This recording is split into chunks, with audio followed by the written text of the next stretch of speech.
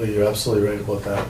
Because I've seen some no body checking games that were just as rough as Oh, yeah. body checking games. It's just a matter of timing and moving into the right spot. You know, like the more stick work, I mean, you know, if you want to talk about that part of it, that when you eliminate body checking, stick work, you know, comes into play, that you're hooking, you're tripping, but, And you know, I mean, your head's down an awful lot. right, and I, like I said, when my son played house league midget, and we traveled down south for competition, I mean, they played no body all year, and we get called a lot, because, you know, that's what we were accustomed to. Now these teams moving forward will be on the same page. You know, now that they've eliminated body contact right across the board, now, you know, our local teams was going south to compete will be very competitive, I think, at that level, because they're on the same playing field. So, I guess when you take a look at the rep level, you've got a set number of teams. yes, So it doesn't matter how many players try out. At the end of the day, you're gonna ice so many teams, and the rest of the players have to, they can drop down into house league level. right, or ask to be released and Right. try it out for a Sudbury or Copper Cliff club, But absolutely. ultimately, and this was a big thing that came up at the summit, that they'd like to see more efforts made to increase the numbers of players who are participating in hockey. At the end of the day, we have an ice time issue, don't we? Well, we did, I want to say this year won't be such an issue with 2 additional pads. How many more players can we increase by? 10%, 15%? Like, all of these increased numbers mean either reducing the existing schedule that you've got, which may not be a bad thing, or having to find more ice for the additional teams. I think, you know, if you talk to people like Ray Manser from the city, and I met with Ray about a week and a half ago, we talked about ice, and we will have more than enough ice than we need for all of our teams in our association. House league too? Yes, house league as well. The fear actually is that there'll be too much ice, and Levac will be neglected. It doesn't get used anywhere near as much as most other rinks.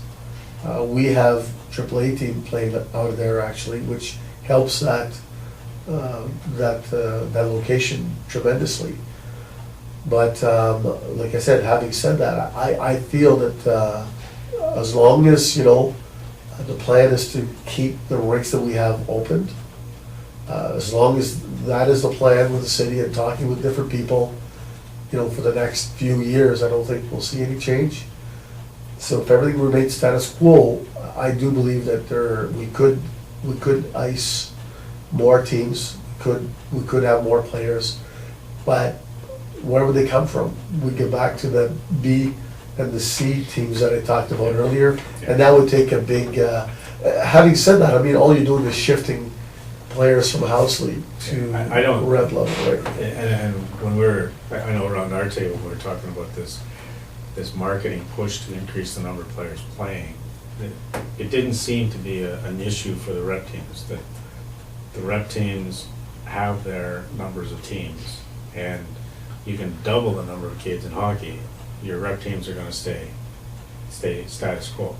It's, how do you ice all of these additional numbers that they're trying to get? And I know the numbers that were used, I think by Scott Smith was, or somebody from Hockey Canada, was that we only have 10% of all of the kids, like, what, from 5 to 16 or 17, Right. are playing hockey. Right. That 90% of the kids are not playing hockey, and if you can get another 10% in, and almost double the number of kids playing hockey, while ringette is trying to get more people, and figure skating, like, you know, we're sitting there saying, this is all very nice, but where do you divide the ice? I think what you have to also look at is the different nationalities now too across the country. And if you look at, you know, how many other sports other than hockey now are becoming more and more popular. Cricket, for example. I was visiting my son a couple of weeks ago in Mississauga. He says, "Dad, check that out. You would not see that, you know, up in northern Ontario." but it's true, right? Yeah. They're playing basketball like everywhere. Yeah. They're, you know, and again, it's other sports. You see, and organized cricket leagues, for example, and soccer, which obviously is growing popularity. So I think we also have to consider that Mhm. as a, Yeah. I think, a major reason why the numbers aren't increasing any more than they are. I mean, let's face it, we're still, most, you know, as Canadians are still very passionate about hockey. You know, we all are, and that's why we do what we do. We, you know, we spend hours and hours volunteering our time to help in any way, shape, or form. But I think you have to consider that. The other thing is the cost factor. I mean, when you look at what it costs to play hockey, time you factor in equipment, et cetera, I mean. And coffee and traveling. Yeah, and if you look at on our website, we have actually posted what we feel is a fair budget for every player. So if you have Did I ask you what that is? Did you? yeah, Do you it know? ranges between $1,200 to $1,800 per player. Really? Yes, for the season. Really? Yes. I wasn't following that budget then. Yeah. You can play rep hockey for $1,800 a year? Yeah. Like, Yes. that includes all your extras, your, Now, we're talking about fees, that's we're talking playing. about the jerseys, the socks, Right. we're talking paying for ice Ice. officials, yeah, your tournaments, et cetera. tournament entry fees. Yes. It's not talking about the costs of staying in hotels. No. and Travel. No, and- no, Yeah, okay. This I was is gonna your- say $1,800. it's not bad. No. That's not bad, but when you That's- throw everything else on it, the cost of. Oh, hockey yes. is very I mean, expensive. if teams start going to 3, 4, 5 out-of-town tournaments, it adds up. Now, having said that, at the AAA midget level, I think they're budgeting for somewhere around $5,500 per player. Yeah. Now, at that level, we're including buses, hotel rooms, et cetera, so. So if the parents wanna go, it's more. Exactly. The playdowns, nothing's changed with that, the No. nickel city league and. Well, no, it's a good Summer question. league. That's a good question, because now, having so many A teams, for example, across the district, we will be applying to send more than one A team to the tournament champion. So, for example, Valley East would have, Valley East Progressive would have one major Batum A team, and we'd have a minor Batum A team. And then Walden would have one Rayside Nickel Center. They'd play off against each other. But because it's all one association now, we will apply to send 2, maybe 3 A teams in any given division. To the NCHA playoffs and then Right. the playdowns and then. They'll play against each other in a round-robin format and compete to go to the All-Ontarios against the likes of other A communities like, I think, going back now, you've got Timmins, you've got Temiskaming Shores, and by the way, Temiskaming Shores, basically, their model is very much like ours, where they took Hillsbury, New Liskeard, and Cobalt and abolished those 3 associations and formed one rep association like we have. So, yeah, getting back to your question, A communities such as, like I said before, Timmins, you'll even see Kapuskasing in tournament champions at times. You'll see Temiskaming Shores. And will we be able, our A teams be able to compete with them? Because Yes. we will have mixed our A teams. Yes. Quite a bit, okay. Yes, because again, all we've done now is we've grouped them on individual clubs. So like I said before, we take Badham's, for example, Badham A, we would have a Badham A, we'd have a major and minor, Valley East, Nickel Center would have one, Rayside would have one, Walden would have one. So you're still, Still the same, same number of teams. exactly, Okay, but balanced. right. Yeah, so that's what I mean, that they'd be balanced. They'll be balanced. Well, you know, remains to be seen how competitive we'll be against the best, say, Timmins A team, or the best, you know, Temiskaming Shores has to offer. But we feel we have the population, the kids to draw from to ice that many A teams. And proof will be the pudding as we go through the evaluation process over the next couple of weeks here. We will be able to determine how many true AA players and A players we have at any given level. as A and AA teams, we run into some B teams that just blew us right out of the rink Right. at the younger levels. Yes, yes. You don't need right. too many players on a B team to. Right. to Especially at the direct younger population. levels. Yeah, a lot younger, like one or two players is all you need. That's all you need. And you know, we have that as well. And we look at our novice and Adam teams and over the last 5 years, you got one or two, well, I'll call superstar, one, you know, just that, you know, just that much more talented than the rest of the group, and that's what it takes to be competitive, Yeah, really competitive. interesting. So you went through the tryouts now.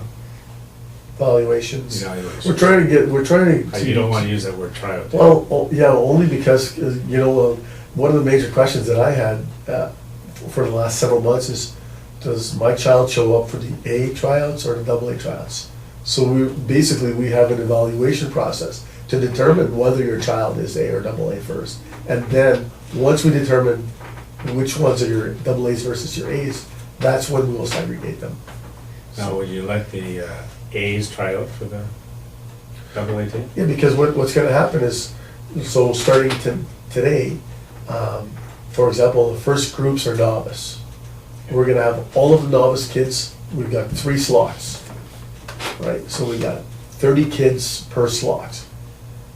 We don't know if they're A, B, AA, C, so they're going to be evaluated amongst that group. So we got 3 groups. Out of that group, we feel we'll probably end up with 15 to 20 we consider AA caliber. After we go through the process of the on-ice skills, they will have scrimmages. After that's done, and then also we do the same thing, we have ice for goalies alone. So goalies are also being evaluated using the Hockey Canada evaluation program, by the way. After week 1, week 2, that's when we'll segregate the AAs from the single A's. Now, for coach, if you're coaching one of the novice teams, and you think, you know what, that so-and-so kid, he's not on that AA list, I'd like to see him or her. You only have one AA team, don't you? Only have one AA team, but if you know yourself, a kid may not be feeling well that first week, maybe it's new gear, maybe they haven't been on the ice for several months, and he wants to take a shot at it. So you've really, it's a different model where you're putting everybody who wants to play at the rep level on the ice. But it's almost as if it's one tryout for all divisions. Right, and what we don't want to do is we don't want to assume that a player is of A or AA caliber. So why, and our team model doesn't support that. Our team model is based on giving every child the opportunity to make a AA club on their own merit, and having an independent panel there, evaluators assessing these players and saying, you might have wanted to try out for an A club, but you know what? You're truly of AA caliber. You could play at this level. You Now, know, will you have a certain standard of excellence that you're looking for, where you would tell a parent, sorry, your child should be playing at the house league level? Yeah, definitely, that's something that we've discussed, and we are working on a program, if you would. We definitely need Some to just streamline can't- it. They can't all, No. because a lot of them would go out for ice time.